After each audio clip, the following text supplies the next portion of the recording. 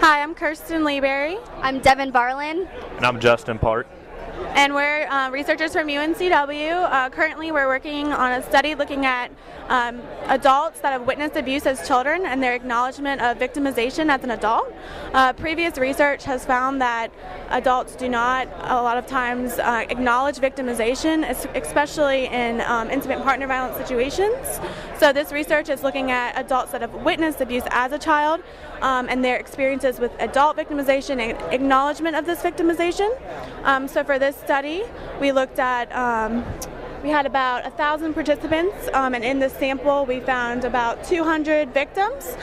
We assessed their demographic information, like if they witnessed the abuse as a child, if they experienced abuse as a child, and then we also gave them a questionnaire looking at their adult victimization, the conflict tactics scale.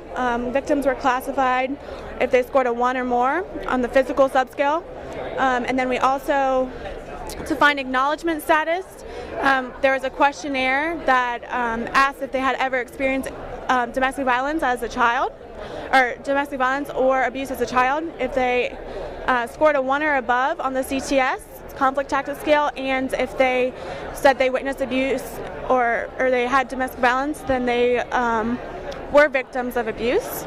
If they didn't put that they had experienced domestic violence and they put a 1 or more on the CTS, then they were unacknowledged victims. So then we did chi-square analyses. And when we ran those chi-squares, we found that the participants who did witness abuse as a child, they found significant results that they were disproportionately related to being IPV physical victims, and this was more so for men. They also found that the men would also acknowledge their victimization. And then the importance of this research will go to. This is important for in the future we can step in and make preventions as far as looking at children who witness abuse. We can look for preventions.